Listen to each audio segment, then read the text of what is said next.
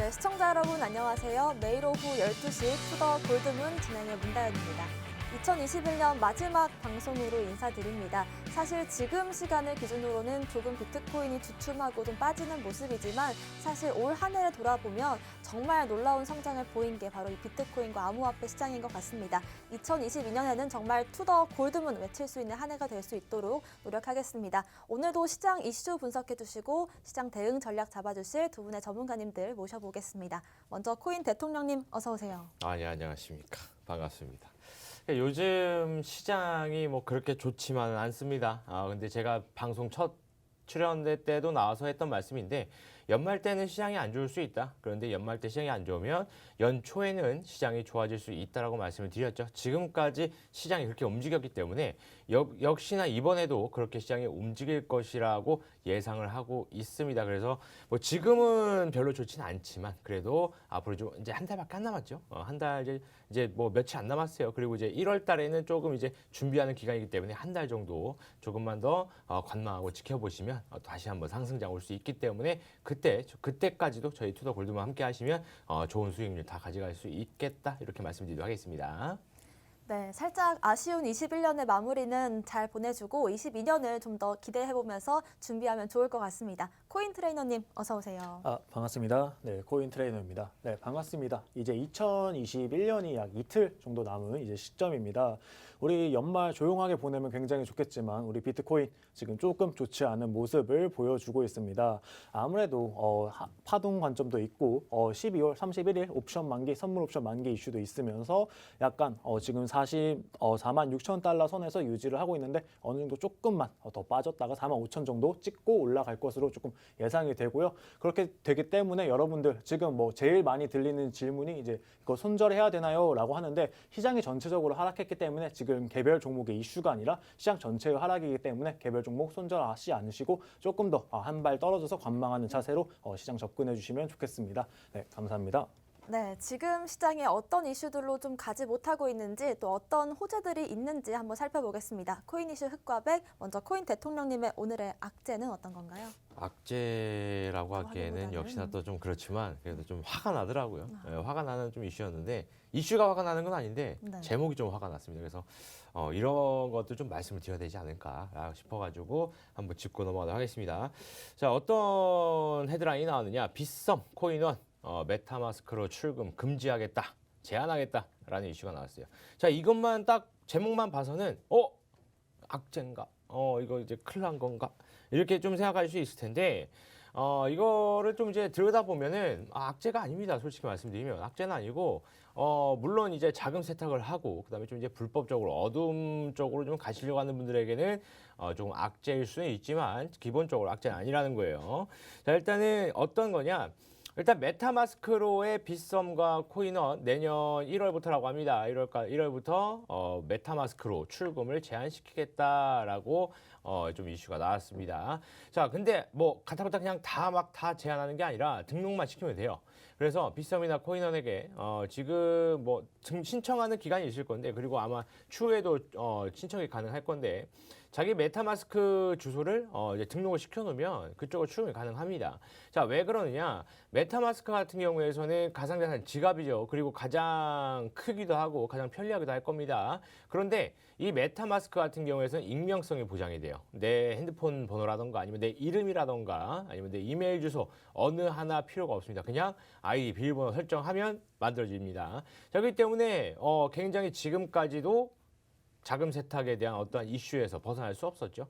근데 메타마스크 같은 경우에서는 기능도 좋고 그다음에 지금 뭐 그 메타마스크를 이용을 해서 밴딩 머신에서 이제 자동으로 결제가 되고 그다음에 뭐 2차가 되고 이런 것들 시스템도 다 구축이 돼 있기 때문에 메타마스크 굉장히 좋은 지갑으로 좀 알고 있고 저도 좀 사용을 하고 있습니다. 자, 그런데 이렇게 뭐 막아놓는다, 뭐 금지한다 무조건이 아닙니다. 그래서 어떤 거냐면 자금 세탁 방지를 목적으로 하는 겁니다. 자금 세탁 방지를 목적으로 화이트리스트 제도를 하는 거예요. 자, 화이트리스트가 뭐냐? 자, 화이트리스트 제도라는 것은 예를 들어서 내 거래소 계좌, 내 거래소 계좌에서 화이트리스트라고 해서 뭐 내가 옮길 수 있는 계좌를 지정을 하는 겁니다. 그 지정된 계좌로만 코인 입출금이 가능하다라는 거예요. 자, 어떤 거에서 좋으냐? 해킹을 당해도 그 화이트리스트에 그 등록이 되지 않은 계좌로는 코인 이동할 수 없겠죠. 그래서 만약에 예를 들어서 제 바이낸스 계좌에 이더리움 뭐 1,000개가 있다고 봅시다. 부자네요. 자, 1,000개가 있는데 제가 화이트리스트를 등록을 해가지고 뭐 예를 들어서 업비트, 그 다음에 뭐 메타마스크 이 2개로만 제가 등록을 해놨어요. 그러면 누가 제 바이낸스 계좌를 해킹을 하더라도 그 코인은 제 업비트 계좌, 그 다음에 제 메타마스크 계좌로만 움직일 수 있다라는 겁니다. 자, 그래서 오히려 좋은 제도입니다, 이거는. 그리고 지금 빗썸과 코인원에서는 이 제도를 10분 활용해가지고 메타마스크도 적용을 시키겠다. 그래서 등록되지 않은 메타마스크로는 출금을 금지시키겠다, 제한시키겠다라는 겁니다. 자, 어떻게 보면 이렇게 보면은 굉장히 뭐 호재일 수도 있고, 그다음에 뭐 자금 세탁 방지만 뭐 이제 하겠다는 거죠. 그죠? 그다음 우리는 전혀 관계 없잖아요. 우리가 자금 세탁을 할 것도 아니고, 그죠? 자금 세탁할 돈도 없어요. 그리고 자금 세탁할 출처에 돈도 없고요. 그래서 등록만 하고 왔다 갔다 하는 거는 문제 없겠구나라고 생각하시면 됩니다. 근데 이제 기사 헤드라인이 이렇게 나온 거예요. 출금 제한. 야, 재밌죠? 그래서 이제 그런 말들이 있죠. 이제 기자분들 좀 열심히 해주셨으면 좋겠고.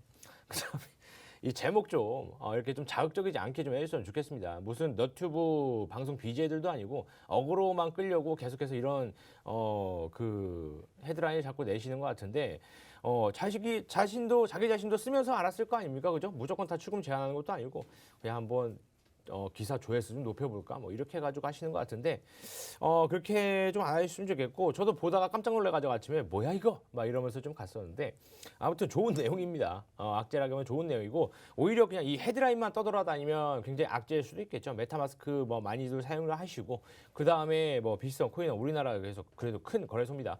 큰 거래소에서 그쪽으로 나가는 거를 막아버리겠다? 굉장히 안 좋을 수도 있죠. 자, 그렇기 때문에 악재로도 작용할 수 있지만 헤드라인만 악재였다라고 좀 말씀드렸고, 안에 있는 내용들은 어떻게 본다면 투자자들을 보호하는 방법, 그 다음에 뭐 좀 깨끗하게 깔끔하게 자금 세탁을 방지하겠다라는 것, 그 다음에 화이트리스트 제도를 활용한다는 것, 이런 것들이기 때문에 만약에 빗썸과 코인원, 그 다음에 메타마스크를 사용하시는 분들이 뭐 이렇게 그 트랜잭션을 많이 하시는 분들은 꼭 등록을 해서 화이트리스트에 올려놓으시기를 당부드리겠습니다.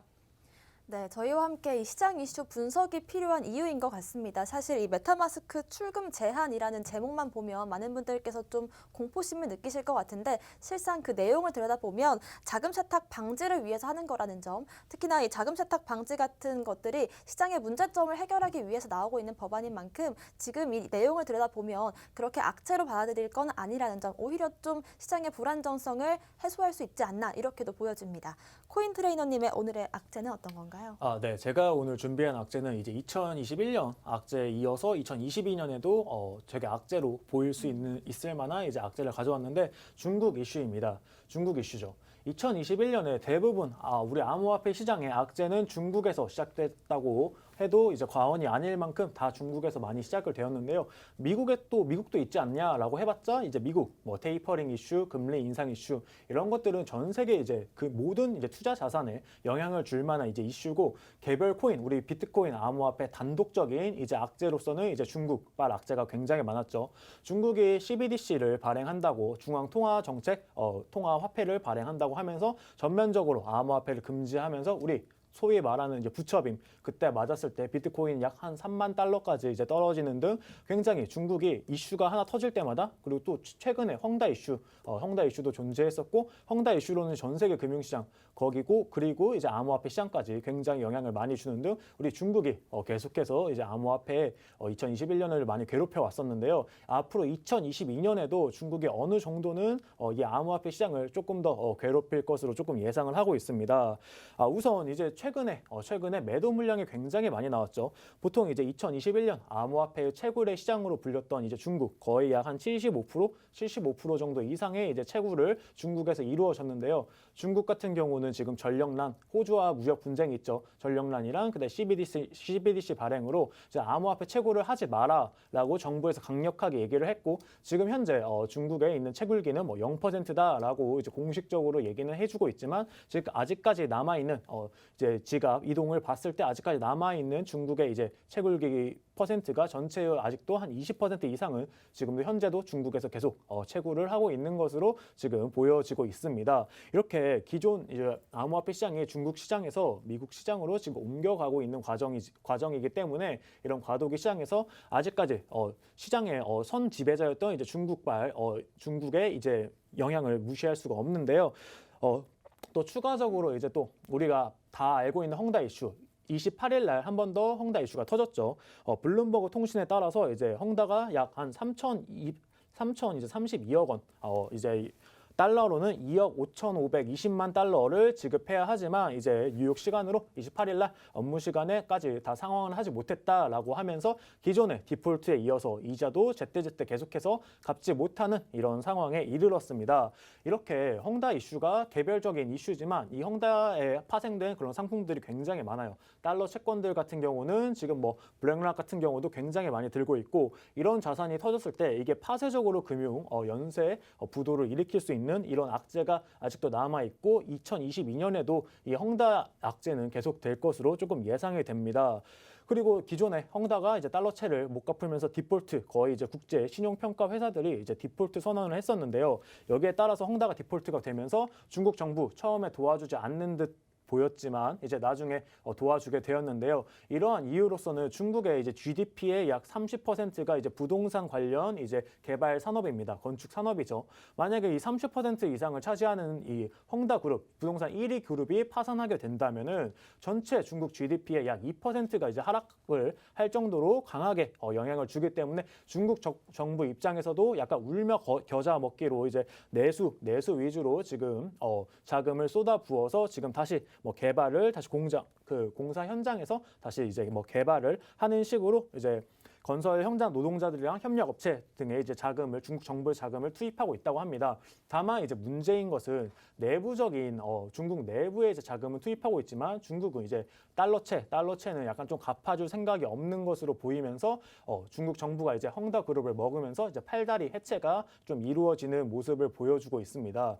중국 정부의 이렇게 앞뒤 다른 이런 모습을 보았을 때 최근에 이제 텐센트, 알리바바, 우리 마윈형 있죠. 팔다리 다 잘리셨죠 지금. 네, 그런 걸 보았을 때 중국이 언제 입장을 다시 바꿀지 모르기 때문에 이런 불안한 요소는 아직까지 또 시장에 남아 있는 것 같습니다. 또 세 번째 추가적으로 우리 중국 정부 암호화폐를 금지했습니다. 근데 제가 이제 오늘 조사를 했는데 이제 케빈 이제 루키라는 사이트에 들어가면은 각 정부 기관, 이제 펀드들이 얼마나 비트코인을 많이 가지고 있는지를 확인을 할 수가 있습니다. 1위는 그로스케일 자산운용사가 약 한 3.1% 정도 전체 비트코인 지금 2,100만 개에서 1,900만 개 정도 채굴되었죠. 1,900만 개의 이제 약 3.1% 65만 개 정도, 65만 3천 개 정도를 지금 들고 있고요. 2등이 중국입니다. 중국의 약 0.9%, 중국 정부만 0.9% 정도 들고 있는데 이 수량이 약 19만 개 정도 지금 중국 정부가 공식적으로 얘기한 것만 19만 개라는 거 알고 계셨을 때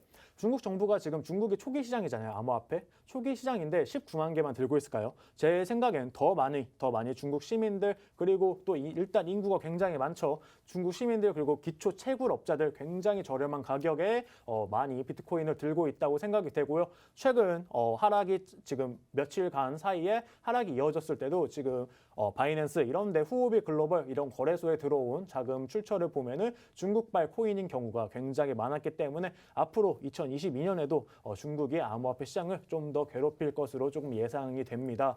하지만 우리가 예상을 할 수 있으면 대응을 할 수 있듯이 중국발 악재는 이 정도는 예상을 우리가 하고 있으면 좋겠다라고 말씀을 드리고 싶습니다. 네. 네, 2021년 올 한 해 시장이 좀 휘청였던 시점들을 보면 부처빔도 그렇고 부다빔도 그렇고 그 외 시점들도 중국발 악재가 좀 영향을 미치는 모습이 몇 번 연출됐었습니다. 일단 뭐 중국의 채굴 금지 이슈로 인해서 중국이 좀 이 크립토 시장에서 멀어지는 듯한 모습을 보였지만 여전히 암호화폐 시장에 큰 영향을 미치고 있다는 점, 그렇기 때문에 투더 골드문 함께 하시면서 시장 이슈들을 계속해서 체크하시는 게 필요한 시점인 것 같습니다. 오늘의 호재도 한번 살펴볼게요. 새해 맞이 새로운 재밌는 이슈를 가지고 오셨네요. 아, 네. 네. 혹시 뉴욕 가보신 적 있으신가요? 메타버스로는 한번 가볼까 싶긴 한데요. 네. 저도 가보진 못해가지고 네. 가보고 싶은데 일단은 새해맞이 행사죠. 타임스퀘어에서 항상 이제 새해 때 저희 뒤에 영등포에 있는 타임스퀘어 말고요. 뉴욕에 있는 타임스퀘어에서 새해맞이로 이제 항상 볼드롭이라는 행사를 합니다. 그거 뭐 유튜브나 뭐 아니면 TV로 이제 많이 보였을 거예요. 뭐 3, 2, 1 뭐 하면서 막 사람들 막 환호성 지르고 뭐 난리가 나고 막 그런 건데 자 그거를 이제 요즘 코로나 때문에 진행을 할 수 없으니 가상 세계 이제 메타버스에서 진행을 하겠다라는 이슈가 나왔습니다. 그래서 이 이슈를 딱 보면서 또 그 생각이 나더라고요. 그 이제 2년 전인가요? 3년 전에 나왔던 영화인데 스티븐 스필버그 감독의 레디 투 플레이 원인가요? 그 영화가 갑자기 생각이 나면서 초가상 현실이죠. 내가 이제 지금 이 자리에서만 움직이지만 그 이제 가상 현실 안에서는 어디든 갈 수 있고 무엇이든 할 수 있고 등등 그런 것들이 좀 진행이 되는데 이게 이제 거의 첫 발이지 않을까라는 생각이 듭니다. 자, 일단은 디센트럴랜드 상으로 가상으로 이제 좀 진행을 한다고 합니다. 그리고 현재 지금 나와 있는 최초로 물리적 자산과 연결된 초고층 빌딩이다라고도 좀 나왔는데 지금까지는 이렇게 뭐 어떤 메타버스 안에서 어떤 뭐 그 건물이 올라간다던가 아니면 어떤 물건이 있을 때 지금까지는 뭐 현실에서 뭐 진짜로 실질적으로 물리적으로 연결된 어떠한 게 없었지만 지금 같은 경우에서는 최초로 이제 물리적인 어떠한 그 자산과 연결되는 움직임을 좀 보여준다라는 걸로 조금 볼 수 있을 것 같아요. 그래서 이런 움직임 봤을 때 뭐 지금 현재 뭐 한 20년 전이었나요? 20년, 30년 전? 뭐 일단 80년대, 90년대 이럴 때에도 막 그런 얘기가 있었죠. 막 이제 뭐 조금만 지나면 뭐 핸드폰 하나로 모든 걸 다 할 수 있고 그다음에 뭐 자동차가 지가 뭐 알아서 운전을 하고 뭐 등등. 그때는 그 뭔 소리요? 자, 이렇게 했었지만 결국엔 지금은 그렇죠. 그죠? 핸드폰 하나로도 모든 걸 다 할 수 있고요. 자율주행이라던가 이런 기술들이 있고요. 자, 그때는 허무맹랑했지만 지금은 실현됐습니다. 그리고 그 지금 현재 사회에서 봤을 때 예전에 왜 그런 얘기를 했을까? 지금 다 되는데? 라고 생각하겠죠. 자, 지금 우리가 생각할 때도 이런 초가상현실, 그 다음에 메타버스, 그 다음에 뭐 대체 뭐 NFT 같은 경우들 이런 것들을 봤을 때 이게 뭔 소리요? 라고 할 수도 있겠지만 뭐 실제로 10년 뒤, 20년 뒤에 또 바라봤을 때는 이거 실제로 실현이 돼 있고 그 다음에 왜 그때는 이런 생각을 못했을까? 왜 그때는 믿지 못했나? 라는 생각도 할 수 있겠죠. 뭐 예전에 뭐 버블닷컴이라던가 아니면은 이제 뭐 신용카드도 그랬을 겁니다. 신용카드도 처음에 나왔을 땐 이거 뭐 다 빚지는 거 아니야? 이게 누가 해? 그리고 이거 뭐 누가 써? 뭐 이거 등등. 그다음에 뭐 카드 회사는 뭐 이거는 뭐 걔네들 뭐 자본이 뭐 샘솟나? 이거를 우리에게 거의 대출이잖아요. 어떻게 보면 대출인데 이걸 해준다. 자, 그런데 지금 신용카드 안 쓰는 사람 거의 없죠. 요즘 보니까 고등학생들 쓰는 것 같은데. 자, 그렇게 하다 보니까 처음에는 이게 될까? 아니면 이게 뭐지? 라고 했지만 결국에는 다 실현되면서 예전 뭐 영화에서도 계속해서 이런 것들이 나오죠. 초가상현실, 그 다음에 뭐 어떤 뭐 웹 소설이라던가 아니면 만화책이라던가 이런 가상현실에 대한 움직임, 그 다음 가상현실에 대한 어떤 상상력은 거의 제가 고등학교 때, 중학교 때부터도 있었으니까 굉장히 뭐 한 20년도 더 됐다는 얘기입니다. 자, 그렇다면 앞으로 뭐 얼마 시간이 지나지 않아서 실제로 일어날 수 있다라는 거예요. 자, 그게 이제 이번 이제 뉴욕 타임스퀘어에서 카운트다운하는 볼드롭이 이제 여기서 나오는 거겠죠. 여기서도 이제 우리가 직접 뉴욕을 뭐 지금 현재 뭐 비행기를 타고 뭐 어떻게 뭐 코로나 때문에 뭐 검사 받고 2주 뭐 진단 받고 가서 뭐 2주 또 뭐 격리 이런 거 안 해도 메타버스 상에서는 내가 뭐 어떻게 해서든 뭐 움직일 수 있고 그다음 그 안에서 내가 구경도 할 수 있고 뭐 코로나지만 이제 뭐 모든 전 세계 사람들이 또 모여서 그것도 또 구경할 수 있고 자 그렇다 보니까 이 이슈만으로도 지금 같은 경우에서는 뭐 초가상 현실이 뭐 그래도 한 발자국 더 앞당겨지지 않았나 조금 더 이제 뭐 진화하지 않았나 이렇게 좀 생각이 듭니다. 그래서 일단 뭐 저도 일단 할 때는 저도 한번 시도를 한번 해볼 거예요. 가서 이제 메타버스 안에서 뭐 이제 진짜로 뭐 전 세계 사람들이 있는가 뭐 헬로 한번 해보고 그다음에 뭐 친구가 되면 좋고요. 뭐 그런 것들도 해볼 수 있겠는데 이 메타버스는 계속해서 진화를 할 것으로 뭐 예상은 되고 있습니다. 제가 이제 아는 지인분이 있어요. 아는 지인분이 있는데 뭐 지금 좀 뭐 20대 중반입니다. 20대 중반인데 뭐 그냥 아버지께서 이런 얘기 하더라고 합니다. 메타버스 책은 꼭 읽어라. 뭐 그 정도일 정도로 계속해서 메타버스에 대한 관심도와 그다음 메타버스에 대한 어떠한 중요도가 올라간다라고 좀 판단이 돼요. 그렇기 때문에 우리 시청자 여러분들도 이 메타버스에 대해서 공부를 조금 더 뭐 책을 읽으신다던가 아니면 투더 골드문이랑 같이 하시면 메타버스 얘기는 주구장창할 겁니다. 메타버스 NFT는. 그래서 이런 것들 계속 이제 지켜보시면서 어떻게 좀 이제 나아가서 이 미래의 어떠한 그 자금의 흐름들 이런 것들까지 한번 같이 공유해보는 그런 호재가 계속해서 나왔으면 좋겠다 이렇게 말씀드리도록 하겠습니다. 네, 올 연말 왜 이렇게 연말 분위기가 나지 않은지 한번 생각을 해봤더니 코로나로 인해서 새해 맞이 이벤트가 좀 적기 때문이 아니었나 싶습니다. 그런데 메타버스 상에서 이렇게 새해 맞이 이벤트가 또 열린다고 하니까 코인 대통령님과 함께 또 여러분들도 이 행사 참여해보시는 것도 재미있는 경험이 될 것 같습니다. 코인 트레이너님의 오늘의 호재 어떤 건가요? 네, 제가 오늘 준비한 이제 호재는 2021년 마지막에 맞아서 2022년에는 이제 비트코인이 10만 불까지 갈 수 있다라고 말씀을 드리고 싶습니다. 이제 코인 시장 같은 경우 2021년 굉장히 규제를 많이 받았죠. 근데 규제를 많이 받았다는 게 뭐냐? 되게 좋은 겁니다. 긍정적으로 규제를 한다라는 거는 정부에서 인정을 해주는 이제 투자 자산이고 뭐 세금을 걷는다라고 하는 거는 정부가 이제 인정을 해주는 자산으로 이제 편입이 된다라고 보시면 좋을 것 같아요. 그렇기 때문에 우리 기관들 돈 굉장히 많이 벌고 싶어하는 우리 기관들 지금 아주 진입 시점만 계속해서 노려보고 있고 지금 중국에서 미국 시장으로 가고 있는데 지금 비트코인이 떨어지고 있긴 하지만 우리 지금 중국에서 나오고 있는 비트코인 미국 시장에서 야금야금 다 받아먹고 있습니다. 물량 다 받아먹으면서 미국에서는 비트코인에 대해서 굉장히 우호적인 방향성을 취하고 있는 그런 상황으로 보는데요. 그렇기 때문에 이제 선물 ETF 같은 경우도 이제 게리 겐슬러 SC 위원장님이 이제 승인을 해주고 이제 그거에 따라서 이제 올해 이제 코인 상승에 가격 상승에 동인이 되었습니다. 네. 나올 만한 이제 규제는 거의 다 나왔다고 보고 있고요. 추가적으로 엊그제 이제 35개의 법안이 또 나오면서 이제 비트코인을 이제 정식적인 이제 투자 자산으로서 인정하려는 그런 움직임이 일고 있습니다. 이거랑 함께 만약 10만 달러로 가려면 저 생각에는 이제 기관 투자자 그리고 개인 투자자들이 이제 자산 배분에 조금 달려 있다고 생각이 되는데요. 2022년 아마 지금 많은 IB 그리고 VC 투자자들 지금 언제 진입할까 이 시점만 노려보고 있습니다. 아까 방금 말씀해주신 우리 코인 대통령님 말 들어보면 메타버스, NFT, 지금 나이키, 아디다스 글로벌적 기업들 다 들어가고 있죠. 최근에 이제 인스타그램 어마어마한 플랫폼입니다. 인스타그램 그리고 페이스북 같은 경우도 메타로 이름을 바꾸면서 블록체인 암호화폐 기술에 들어가려는 그런 움직임들 많이 보이고 있습니다. 우리 기관들 언제 이 시장에 들어올지 호시탐탐 기회만 노리고 있고 기관 같은 경우는 아무래도 근데 또 규제안이 좀 체계적으로 만들어졌을 때 이제 들어올 수 있는데 지금 미국이나 한국 시장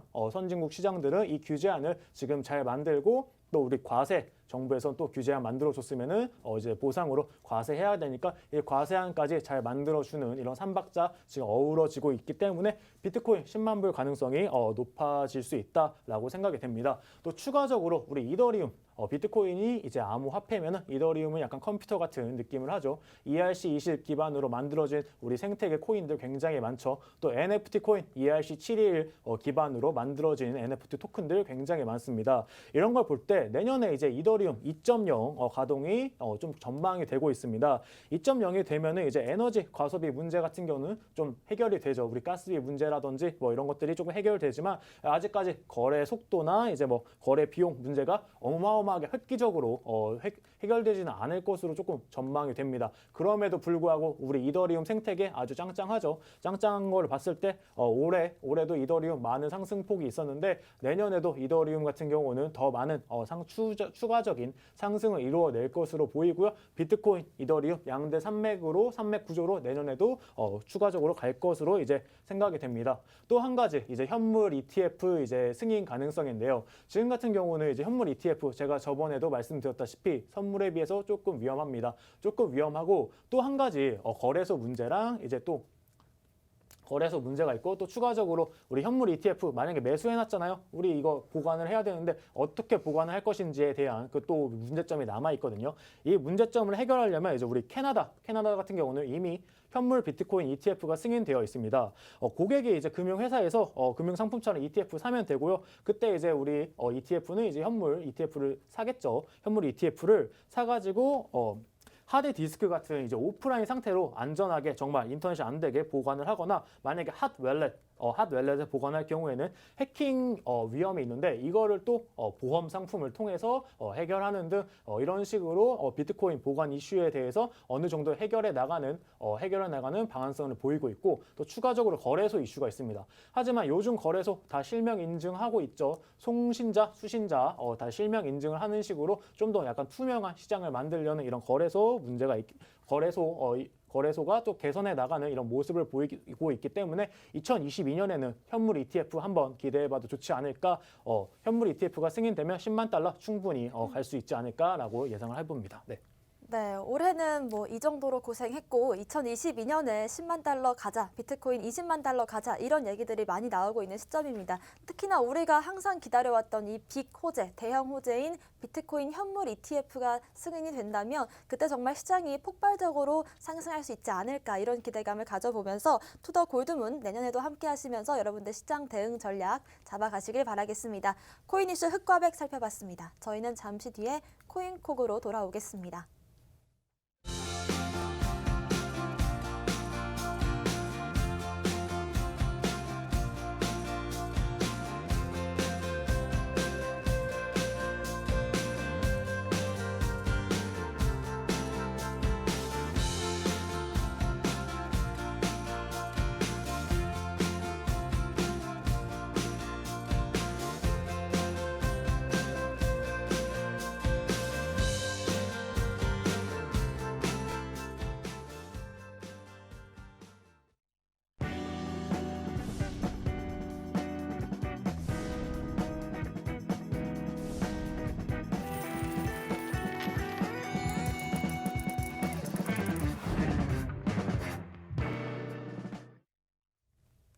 코인콕 특징주 분석 시간입니다. 특징적인 움직임을 보여준 코인들과 보여줄 코인들 그리고 그 섹터들 분석해 보겠습니다. 먼저 코인 대통령님의 오늘의 특징주 반가운 코인이네요. 네. 어제는 제가 또 방송을 보고 있었던 공교롭게 보고 네. 있었는데 디센트럴랜드를 얘기하더라고요. 근데 제가 오늘 또 가져온 이슈에 맞춰서 디센트럴랜드를 얘기를 안 할 수가 없어서 네. 그냥 합니다. 그래서 뭐 한 번 더 들으면 좋잖아요, 그죠? 네, 그리고 그만큼 또 이제 중요하다는 거죠. 그만큼 중요한 거고 그 다음에 뭐 이 사람의 관점, 그 다음에 이 사람의 관점 다 다른 거기 때문에 여러 관점을 또 들어보시는 것도 굉장히 좋은 방법입니다. 그래서 오늘 제가 말씀드릴 건 디센트럴랜드예요. 디센트럴랜드는 방금 제가 말씀드렸듯이 이제 뭐 뉴욕 이제 타임스퀘어에서 진행하는 볼드롭 그거를 디센트럴랜드 상에서 메타버스 상에서 한다라고 말씀을 드렸는데 디센트럴랜드는 이제 메타버스의 가장 큰 수혜를 받은 코인이지 않나 이런 생각을 합니다. 그 실제로도 올해죠. 올해에 가장 큰 상승률을 보인 코인 중에서도 디센트럴랜드가 거의 탑급에 있기 때문에 이 디센트럴랜드가 메타버스에 힘을 입어서 엄청나게 급등을 해주었다. 그 다음에 메타버스 상에서도 뭐 굉장히 많이 쓸 수 있는 코인이다. 뭐 등등 뭐 이것저것 많이 걸쳐져 있겠죠. 그래서 이제 뭐 메타버스 하면서 뭐 주식시장에서도 메타버스 관련된 종목들이 좀 많이 좀 올랐었고, 그 다음에 뭐 지금 보시게 되면 연초부터 해서 지금까지 좀 본다면 이 디센트럴랜드가 메타버스 관련돼서 굉장히 엄청나게 큰 상승을 했기 때문에 앞으로 이 메타버스의 진화, 그다음에 메타버스의 성장이 있을 때에는 디센트럴랜드가 지금 굉장히 높은 가격이 있더라도 충분히 상승이 가능할 수 있다라고 좀 볼 수 있겠습니다. 차트를 보면서 조금 더 자세히 설명 좀 드릴게요. 자, 지금 디센트럴랜드의 이제 월봉 차트예요. 월봉 차트인데 딱 보시더라도 뭐 지금 여기 보시면 뭐 50원, 뭐 70원인데 여기 어디까지 올라갔었느냐? 뭐 7,300원 라인 때, 그죠? 7,365원까지 올라갔다가 뭐 지금은 3,895원이에요. 자, 근데 3,895원이라고 하더라도 자, 60원에 시작해서 3,900원이면 엄청나게 크게 상승을 한 겁니다. 엄청난 큰 상승을 보였고, 그다음에 뭐 보시더라도 좀 2021년 전에는 그냥 밑에서 이렇게 몇십 원씩 하면서, 그죠? 뭐 우리 저기 문방구에 있는 저 불량식품 가격 마냥 그냥 몇십 원씩 하면서 왔다 갔다 하다가 2021년 딱 1월 지나면서 어떻게 됩니까? 2월 달부터 상승을 시작했어요. 그러면서 쭉쭉 올라갔죠. 그다음에 한번 좀 내려왔다가 이때가 이제 5월 달, 6월 달은 언제였습니까? 올해. 그때는 뭐 이제 연초에 좀 올라가다 6월 달에 좀 시장이 전체적으로 하락하는 그런 시기였죠. 자, 시장이 전체적으로 하락하면 이슈가 뭐고 다 필요 없어요. 그냥 다 떨어지는 거예요. 자, 그렇기 때문에 얘 떨어졌죠. 디센트럴랜드 떨어졌습니다. 그리고 나서 한 3개월 정도 있다가 그리고 그다음에 10월, 11월 폭등을 하기 시작합니다. 폭등을 하면서 빵빵 올라가고 7,500원 막 이렇게 해가지고 올라갔었는데 자, 이때 메타버스의 어떤 재조명이 좀 비춰졌고 그거와 같이 함께 비춰졌던 게 바로 NFT. 이 두 가지의 이슈가 코인 시장을 주도를 했습니다. 10월달, 11월달, 12월달 좀 떨어졌죠. 예, 뭐 많이 올랐으니까 떨어질만 하죠. 자, 이렇기 때문에 지금 현재 상황에서는 뭐 이렇게 뭐 많이 올라갔다 떨어졌는데 무슨 뭐가 전도유망하느냐? 전도유망합니다. 당연하죠. 자, 왜 그러냐면 항상 말씀드리지만 아직 코인 시장 소비자 권장 가격이 없어요. 그죠? 여러분들 뭐 편의점 가서 과자 하나를 사 먹는데 소비자 권장 가격이라고 써 있죠. 1,500원이 써 있습니다. 자, 그 1,500원은 바뀌기가 굉장히 힘들어요.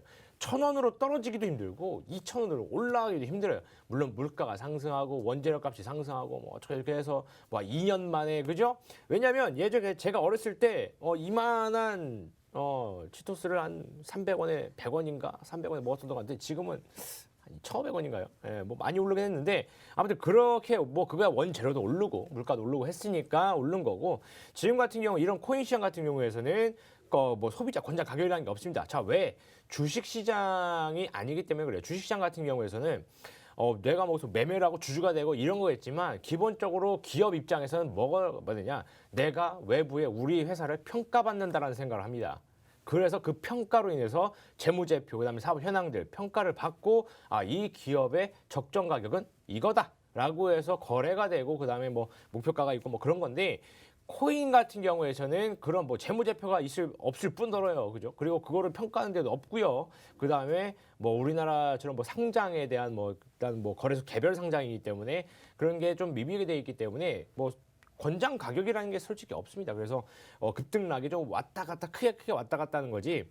그래서 지금도 메타버스가 굉장히 크게 좀 이슈가 좀 들어가 주면서 이게 큰 상승을 보였고 그다음에 크게 상승했는데 뭐 이슈는 있지만 크게 상승한 탓에 좀 내려온 거죠. 그런 거기 때문에 이렇게 떨어졌어도 다시 메타버스나 NFT가 다시 또 재조명되고 또 다시 한번 이슈가 빵빵 터지기 시작하면은 또 올라갈 수 있습니다. 그렇기 때문에 이런 어떤 그 섹터군의 대장격인 코인들 이런 것들은 하나씩은 다 알아두셔야 되고 그거를 꼭 알아두시고 항상 별표 쳐놓고 보셔야 돼요. 이슈가 터지면 그거부터 올라가기 때문에. 그래서 이런 뭐 섹터의 어떤 대장 코인들 뭐 오늘 코인 트레이너니 뭐 무료 방송 한다는데 이제 뭐 1시 반에요. 그때 들어오시면 또 알려주신다고 합니다.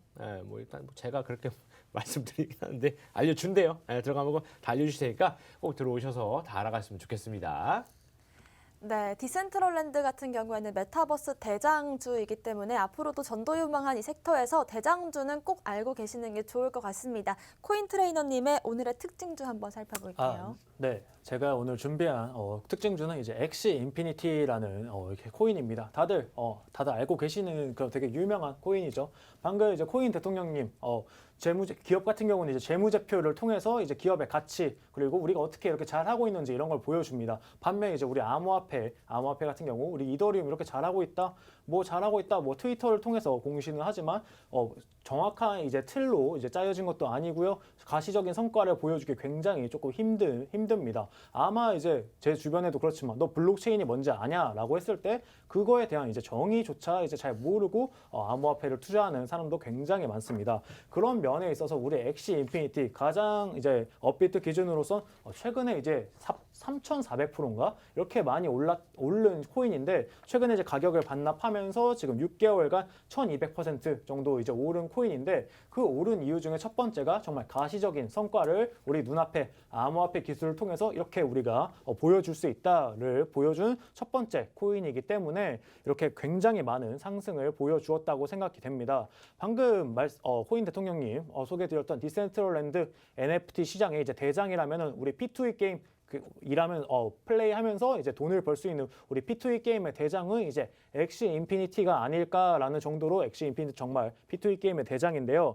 최근에 이제 차트 흐름 보시면은 굉장히 좀 속상하죠. 약 20만 원 선까지 이제 터치를 했다가 지금 약 11만 원까지 이제 빠지게 되었는데 여기에 있어서는 약간 좀 근원적인 이제 문제점을 가지고 있습니다. 이제 P2E 게임 굉장히 이제 게임을 하면서 돈을 버는 건데 문제가 있습니다. 이제 게임을 해서 돈을 벌고 그 안에서 또 돈이 돌고 이제 선순환 구조가 일어나야 되는데 지금 게임 안에서 돈을 벌면 그 돈을 계속 인출을 해요. 게임에서 돈을 인출을 해서 계속 그걸 갖다 팔아서 엑시 인피니티로 바꿔서 현금화 시킵니다. 이런 전략을 취하고 있기 때문에 지금 게임 내 경제 시스템에 지금 문제가 많이 발생을 했습니다.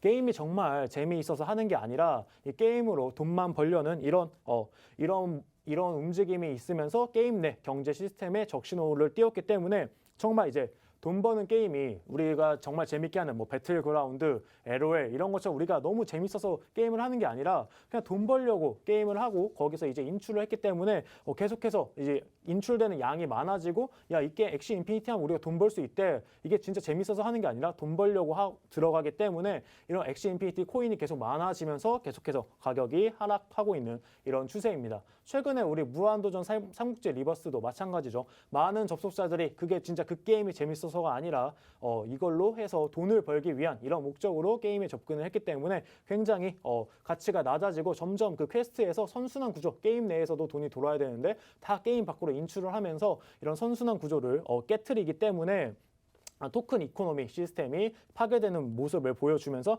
엑시 인피니티가 그 첫 번째 우리가 정말 이제 작은 수익 때문에 이제 정말 큰 파이 시장, P2E 게임 시장을 조금 망쳐서는 안 되는 게 아닌가라고 생각이 되면서 차트 한번 보도록 하겠습니다. 엑시 인피니티 우선 차트 보시면은 과거에 이제 정말 우리가 정석 제일 좋아하죠. 우리 계단식으로 상승을 해주는 이런 모습을 보여주었습니다. 과거에 여기 거의 보시면 한 500원대 약 5,000원 이런 부근에서 거래량 어마어마하게 터지는 이런 매집 구간들 다들 확인하시고 매집이 끝난 후에는 정말 이렇게 계단식으로 상승을 해주는 여기까지 한 1층, 2층, 3층 이렇게 올라가고 있죠. 계단식으로 상승을 해주다가 이제 우리 비트코인 형이랑 같이 쭉 빨아서 올라가는 이런 모습 그려주었습니다. 밑에가 어딘지 모를 정도로 굉장히 많은 상승을 보여주면서 이제 P2E 게임의 이제 선구자라고 이제 보여주었는데요. 지금 가격대 이 부분입니다. 네. 지금은 11만 4천 원 부근에서 지금 한 번, 두 번, 세 번째 바닥, 트리플 바닥을 이제 형성을 해주고 있는데 여기 보시면 트리플 바닥 밑으로 밑꼬리가 나와 있어요. 이게 뭐냐? 만약에 이 트리플 바닥 밑으로 내려오게 된다라고 하면은 진짜 과대 낙폭이 이루어질 수도 있는 그런 구간이다라고 보면 좋을 것 같고요. 지금 보시면 또 추가적으로 여기 부분 데드 크로스가 일어났습니다. 이 부분에서 데드 크로스가 일어난 이후에 계속해서 이런 P2E 게임에 대한 이제 선순환이 안 된다라는 이슈가 터져 나오면서 엑시 인피니티 코인의 가치가 계속 낮아지면서 지금 쭉 빠지고 있는 이런 추세인데요. 만약에 11만 4천 원 이 선을 이탈하게 된다면 정말 추가적인 낙폭이 크게 있을 수도 있는 그런 조금 위험한 자리다라고 조금 말씀을 드리고 싶고 만약에 여기 위에 계신 분들은 만약에 정말 이 트리플 바닥, 삼중 바닥을 깨게 되면은 여기 부근에서는 어느 정도 정리를 하시는 게 좀 좋지 않을까라고 말씀을 드리고 싶습니다. 네. 네, 엑시 인피니티 같은 경우에는 올해 정말 이 NFT와 P2E 시장에 불을 지핀 이 신호탄 역할을 한 코인인데요. 사실상 큰 상승을 보였지만 지금 가격 같은 경우에는 지금 좀 갈림의 기로에 놓여 있다 이렇게 보여집니다. 매매 전략 세워주신 거 참고하시면서 매매 전략 세워보시길 바라겠습니다. 그럼 바로 오늘의 공략주 한번 살펴보겠습니다. 코인 대통령님. 네, 오늘 좀 시장이 너무 안 좋아가지고 네. 솔직히 뭐를 할까 하다가 그래도 시장이 딱 바뀌는 순간에 그래도 많이 올라가는 것들로 좀 지금 좀 많이 좀 해놓는다면 그래도 시장이 이제 올라오는 기대하는 시장이 이제 내년 초잖아요. 네. 그래서 내년 1월이나 2월쯤이기 때문에 그럼 괜찮은 수익률이 지금 좀 깔아놓으면 괜찮지 않을까라고 좀 생각이 돼서 추천드리기도 하겠습니다. 오늘 제가 말씀드릴 코인은 스팀 달러입니다. 그러니까 스팀 달러라고 하면은 굉장히 많이 조금 이제 많이 알고도 계시고 매매도 많이 해보셨을 거예요. 근데 스팀 달러가 이게 계속해서 막 엄청나게 막 올라갈 때도 있고 막 그러죠. 그러면서 이제 막 우스갯소리로 막 이러죠. 이제 앞에 숫자 붙은 애들 이제 스시지만 애들 많이 올라간다. 뭐 이게 스팀 달러, 뭐 스테이스 네트워크 토큰 뭐 등등등 해갖고 이제 막 올라가는데 스팀 달러도 어느 정도 이제 굉장히 큰 상승을 보이는 코인 중에 하나라는 겁니다. 일단 뭐 스팀 달러 이거는 뭐 스팀잇에서 뭐 보상으로 해서 콘텐츠 보상으로 해서 뭐 유저들에게 공유가 되고 보상 분배 자, 이런 얘기는 안 드릴게요. 어차피 스팀에서 뭐 콘텐츠 올려가지고 그걸로 보상 받으실 분은 없을 거라고 좀 판단하니까 지금 이 방송을 보시는 분 중에 그렇게 되는데 일단 스팀 달러랑 스팀이 있고 스팀 달러가 있는데 이거 왜 나눴냐? 이거에 대해서 좀 궁금해하신 분들이 있을 거예요. 그래서 나눈 이유는 스팀이 스팀 달러로 이제 분배해줬을 때 그냥 스팀으로 줬을 때에는 이 가격 변동에 어떠한 그 영향을 줄 수 있다라는 거예요. 그래서 그 가격에 영향을 주지 않기 위해서 좀 분리를 해서 했다는 거예요. 그래서 1 스팀 달러는 1달러에 상응하는 스팀과 대응을 하게 해놨습니다. 그래서 가격에는 영향을 주지 않게끔 이렇게 좀 해놨는데 스팀 달러 같은 경우에서는 뭐 어떤 호재나 뭐 이런 것들이 있어서 엄청나게 올라가는 게 아니라 시장 상승 구간이 되면 그냥 을에 뜨더라고요. 그죠? 여러분들도 좀 많이 보셨을 거예요. 시장이 상승장이 시작되면 갑자기 이유 없이 펌핑을 시작하는 그다음에 급등을 시작하는 코인이 몇 가지가 있죠.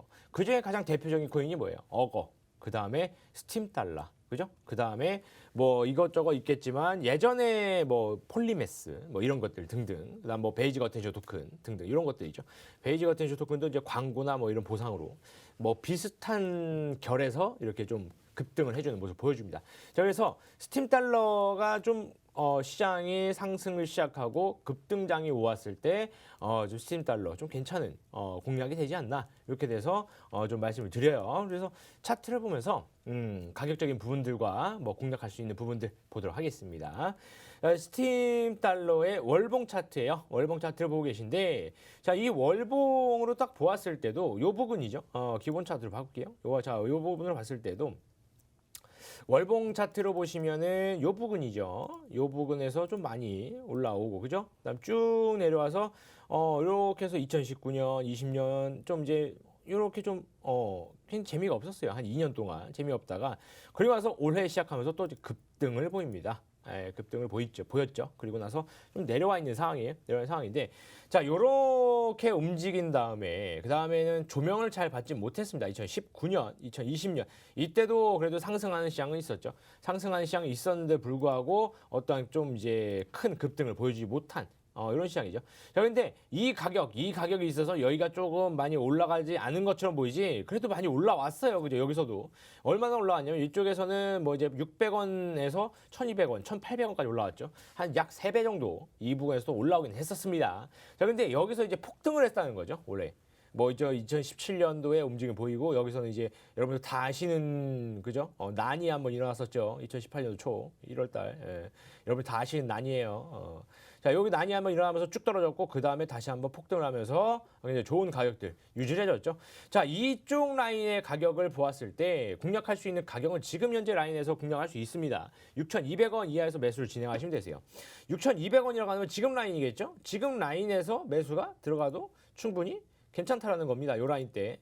여기서 매수 들어가고 자, 그다음에 손절은 분명히 필요하기 때문에 손절 라인을 잡으면 어디로 잡아야 되느냐 바로 좀 이제 밑에서 보는데 4,400원 라인이에요. 4,400원 라인이 바로 요쪽 라인이거든요. 요쪽 라인 요 라인대에서 이제 60선을 좀 이탈을 해주거나 혹은 아니면 요 라인대 밑에서 좀 이제 지지를 해줄 수 있기 때문에 그리고 또 이 더 밑으로 내려가기 시작하면은 이탈되고 그다음에 저항 맞고 그다음 이쪽 라인이죠. 여기 어디냐면 3,600원 라인대. 예전 2018년도에 여기에서 좀 저항을 맞았던 라인입니다. 이 라인대까지 밀리기 시작하면은 그대로 그냥 밑으로 내려가는 거예요. 그래서 이쪽 라인대를 4,400원을 이탈하게 된다면은 추가적인 하락 예상되기 때문에 손절 진행하셔야 됩니다. 그리고 좀 이제 제가 항상 짧게 손절 라인 잡아드리는데 오늘 조금 더 넓게 잡아드리는 이유는 상승장까지 좀 기다렸어야 되니까 왔다 갔다가 지지하고 왔다 갔다 밑골 달고 올라갈 수도 있기 때문에 그게 잡아드렸고 그 다음에 보셔야 되는 게 목표가죠. 어디까지 봐야 되냐? 제가 보는 목표가는 10,000원 라인이에요. 10,000원 라인. 자, 10,000원 라인이 바로 요 라인대죠. 네, 요 라인대 딱 보시게 되면 저항 라인으로 좀 볼 수 있어요. 저항 라인인데 아니 여기도 올라갔고 그 다음에 이쪽 라인도 많이 올라갔다가 여기 보시게 되면 윗꼬리를 달고 못 올라갔죠. 그럼 위에서 팔 수도 있는 건데 왜 굳이 요 라인대에서 팔아야 되느냐? 항상 말씀드리죠. 예.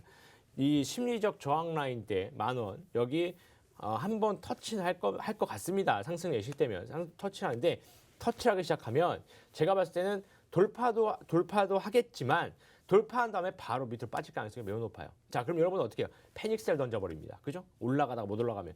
오히려 그냥 조금 더 올라가더라도 12,000원, 13,000원까지 올라가더라도 40,000원에 매도를 하시는 게 여러분들 그래도 건강한 투자에 도움이 되기 때문에 10,000원 라인대까지 잡아드리는 거예요. 그래서 스팀달러 지금 뭐 매수가 진행되신 다음에 10,000원에다가 매도 걸어 놓으시고 4,400원 조금 이제 유의하시면서 매매하시면 상승장이 시작되면 그래도 가장 먼저 뛰어 올라갈 수 있는 확률이 가장 높은 코인이기 때문에 스팀달러 유심히 좀 보셔라 이렇게 말씀드리도록 하겠습니다. 네, 지금 당장 시장 상황이 좋지만은 않기 때문에 이런 시점에서 매수를 추천드리는 게 조금 조심스럽긴 하지만 시장이 좀 상승장으로 갔을 때 가장 먼저 반응할 수 있는 코인들 중에 하나 스팀달러였습니다. 특히나 지금 다시 한번 말씀드리지만 지금 시장 상황 굉장히 공격적인 매수를 하기엔 좀 부담스러운 면이 있기 때문에 제시해주신 매도가와 손절가 꼭 참고하셔서 매매하시길 바라겠습니다. 코인 트레이너님의 오늘의 공략주 한번 공개해 주시죠.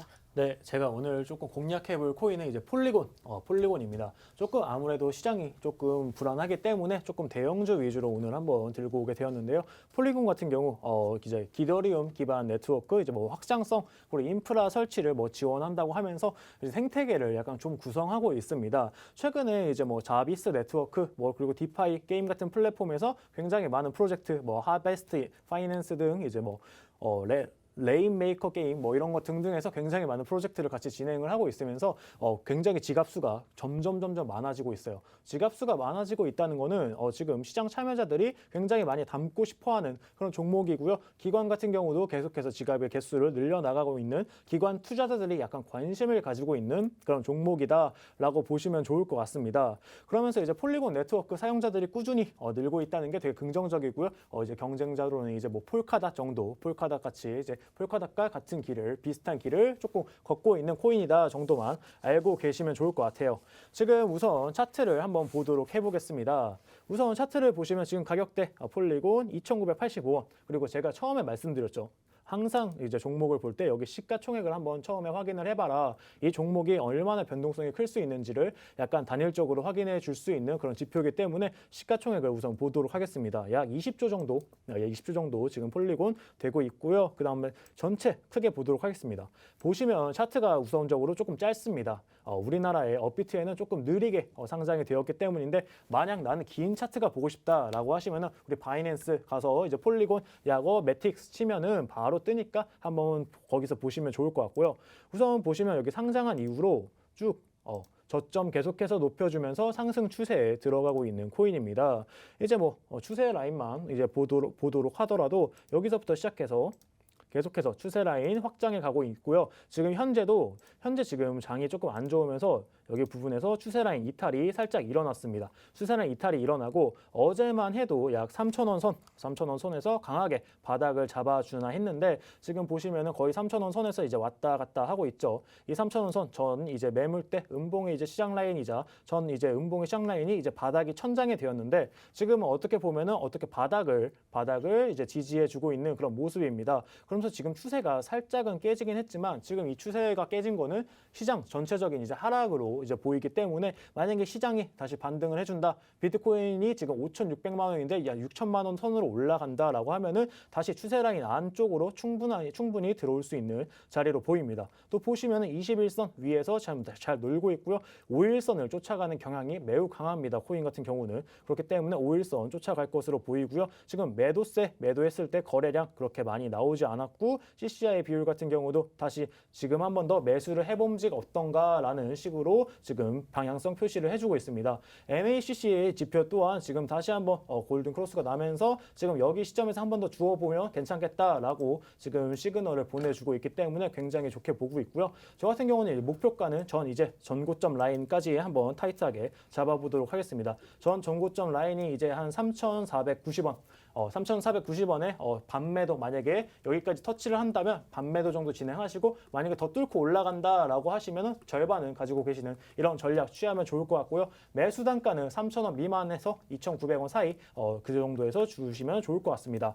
손절 라인은 오늘은 조금 굉장히 타이트하게 드리도록 하겠습니다. 2,900원, 2,900원 밑으로 내려간다라고 하면은 여기서 손절하시고 2,900원 뚫는 게 확인된다라고 하시고 거기서 다시 잡으시면 되거든요. 이런 식으로 매매하시면 좋을 것 같습니다. 네. 네, 코인 트레이너님의 폴리곤 매매 전략까지 설명해 주셨습니다. 오늘 1시 반부터 또 코인 트레이너님과 함께 하시면서 매매 전략과 내년을 대비하는 시장 대응 전략 잡아가시길 바라겠습니다. 저희 무료 방송 함께 하실 수 있는 방법 안내해 드리겠습니다. 팍스경제TV 홈페이지에 PC 버전으로 들어오시면요. 좌측 하단에 투더 골드문 배너가 있습니다. 배너를 클릭하시면 바로 실시간 방송과 무료 교육 영상을 시청하실 수 있는 링크로 연결됩니다. 잠시 뒤 1시 반부터 함께 하시면서 또 시장 대응 전략 잡아가시길 바라겠습니다. 2021년 한 해 동안 정말 고생 많으셨습니다. 2022년에 더 밝은 모습으로 찾아오겠습니다. 시청해주신 여러분 고맙습니다.